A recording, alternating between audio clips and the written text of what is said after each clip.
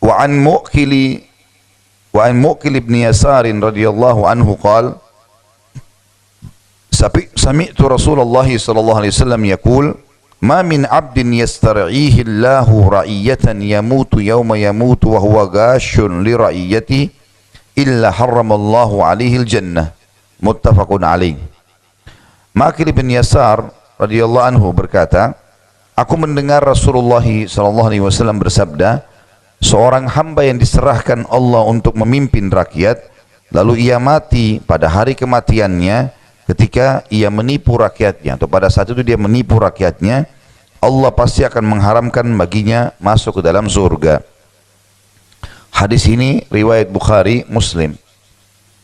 Yang dimaksud dengan hadis ini berhubungan dengan bab kita masalah akhlak yang buruk adalah khianat, berkhianat. Karena di sini maksud daripada hadis, tidak ada seorang hamba yang Allah amanahkan kepemimpinan kemudian dia mati sementara dia gasyun. Gash di situ adalah menipu rakyatnya, mengkhianati mereka, ya. Kecuali pasti Allah akan haramkan baginya surga. Tentu hadis ini menjelaskan tentang masalah kepemimpinan, ya, siapapun yang diberikan pemimpinan, bisa pemimpin negara, bisa pemimpin lembaga, diberikan amanah, lalu dia menipu mereka. Menipu ini banyak babnya, misal menipu dengan kata-kata, menipu dengan perilaku, menipu dengan janji-janji, ya. Ini semua adalah masuk dalamnya. Misal dengan kata-kata dia mengatakan, baiklah nanti saya naikkan gajinya, nanti saya begini, nanti saya akan berikan, janji, bohong. Dia tahu dirinya dia tidak akan lakukan itu, ya. Maka ini masuk dalam masalah gash atau menipu, ya. Banyak orang mau jadi presiden, mau jadi raja, janjinya banyak sekali. Akan begini, akan begitu, saya akan begini, saya akan begitu. Bahaya, kalimat ini berat, pertanggungjawabannya di depan Allah Subhanahu wa ta'ala. Kita kalau punya masalah sama tetangga saya satu orang, itu sudah cukup habisin pahala kita hari kiamat tuh. Ibu dan bapak sekalian parkir mobil sembarangan depan rumahnya, ambil manggahnya kah atau apalah, kita ganggu tetangga itu, ya. Yang punya pohon mangga ketawa rupanya. Jadi seperti itulah, ya. Bagaimana seseorang itu merusak hubungan sama tetangganya saja, satu orang, apalagi kalau tiap hari dia bermusuhan dengan tetangganya, sudah cukup habisin pahalanya. Bagaimana kalau dia menipu rakyat yang banyak, dijanji saya akan makmurkan kalian, padahal semuanya orang menderita, ya. Ini naik, itu naik, ini masalah, itu segala macam hukum. Ini bahaya sekali nih. Satu orang habisin pahala, apalagi kalau ke Indonesia 200 juta. Ya. Orang yang berlumba-lumba kejar menjadi pemimpin itu nggak berpikir panjang, kan? Berat itu. Tanggung jawabnya berat hari kiamat itu. Kita tahu para sahabat lari dari kepemimpinan. Lari, tidak mau sembarangan, walaupun mereka layak untuk itu. Nggak ada yang secara khusus mengejar gitu. Kecuali kalau sudah ditunjuk, harus, ya, kepepet keadaannya, baru mereka ambil alih. Kalau enggak, mereka enggak mau, lari. Bahkan para tabi'in lari dari kedudukan-kedudukan yang tinggi, seperti larinya Sufyan ats-Tsauri dari kedudukan hakim, karena memang dia tahu ini nanti akan masalah. Sampai khalifah memaksa dia enggak mau, dia lari, tinggalkan kota Mekah, kan? Karena memang dia merasa dia tidak layak, dia tidak mau, takut nanti salah hukum, ada musuh pada hari kiamat, gitu kan? Jadi harusnya orang berpikirin hati-hati dalam masalah ini.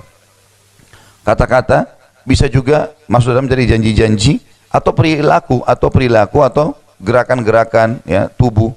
Ya, biasanya ada orang memberikan isyarat tapi dia menipu, misalnya dengan isyaratnya, memberikan dukungan yang salah, mungkin dengan kedipan matanya, mungkin dengan isyarat mulutnya menganggap remeh orang lain, mungkin dengan tangannya. Ini semua masuk di dalam masalah gash atau menipu orang lain, gitu kan?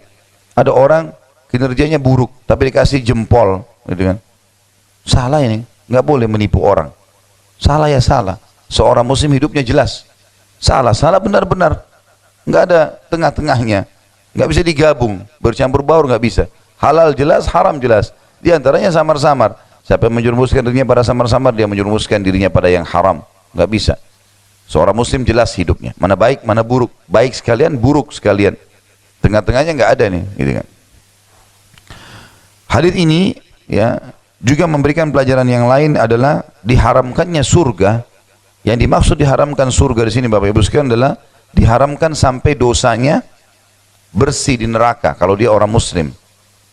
Karena kita tahu tidak akan kekal di dalam neraka kecuali Tiga golongan, kafir, musyrik, dan munafik. Kalau orang ini muslim, dia menjadi pemimpin misalnya, kemudian dia menipu rakyatnya, janji-janji segala macam, tapi dusta. Dia nggak jalankan sampai jabatannya habis misalnya. Maka ini berarti, dan dia tidak sempat minta maaf, tidak sempat mengembalikan hak-hak mereka, meninggal, akan habis pahalanya, masuk ke neraka. Diambil oleh orang-orang yang sedang dia zalimi. Kalau dosanya sudah bersih di neraka, masuk ke surga tentunya. Jadi ini maksud dengan diharamkan untuknya surga, bukan terharamkan abadi, terharamkan sementara sampai dosanya bersih. Dan ini sudah umum pendapat ahli sunnah wal jamaah, para ulama menjelaskan tentang asi mu'min, orang-orang mukmin atau muslim yang berbuat dosa dan meninggal tidak sempat taubat, menjadi penyebab mereka masuk neraka. Ini hanya sebatas sampai bersih dosa-dosanya. Setelah dosanya bersih, maka dia akan masuk ke dalam surga, kecuali memang dia batalkan keislamannya. Murtad misalnya, musyrik, ya, menyembah-nyembah kuburan dan seterusnya yang pernah kita jelaskan masalah musyrik. Kemudian munafik, pura-pura Islam. Nah ini baru kekal. Memang ini akan mengekalkan mereka di api neraka, dan Allah akan bongkar semua itu tentunya pada hari kiamat. Tidak ada yang tersembunyi. Makanya sabda Nabi SAW yang berbunyi, tidak ada seseorang yang dalam hatinya ada sebesar biji sawi dari la ilaha illallah kecuali masuk ke dalam surga. Berarti memang keluar nanti dari neraka. Dalam hadis yang lain, hadis sahih juga riwayat Bukhari, kata Nabi SAW, sungguh Allah pasti akan mengeluarkan orang-orang yang dalam hatinya ada seperti biji sawi dari keimanan, sementara mereka sudah hangus seperti kayu yang rapuh dimakan oleh api. Jadi mereka akan dikeluarkan tentunya. Jadi di sini bukan pengharaman surga abadi, tetapi akan sebatas dibersihkan dosanya. Cuma memang berat, ya, berat. Allahu alam dia berapa ribu tahun disiksa di neraka. Apalagi tidak ada kematian. Kematian hanya satu kali. Orang yang bilang nggak apa-apa, saya masuk neraka, yang penting nanti juga saya masuk surga. Ini orang yang tidak belajar, tidak punya ilmu. Ya. Kalau saya pernah bilang, kalau ambil korek gas saja bakar ibu jarinya sendiri berapa detik sudah panas, 1 menit bisa matang. Bagaimana kalau tiap hari api melekat di tubuhnya dan tidak ada kematian, hangus dikembalikan lagi, untuk apa? Tidak ada gunanya. Sementara memang akhlak-akhlak yang buruk atau dosa-dosa ini Bapak Ibu sekalian tidak ada gunanya sama sekali. Allah benci, ancamannya berat, dibuat juga manusia benci. Saya sering ulangi istilah ini. Kalau misal ada orang yang durhaka sama orang tuanya, jahat sama tetangganya, lisannya tidak baik, suka ngambil hak orang lain, dan seterusnya, maka pasti Allah benci itu.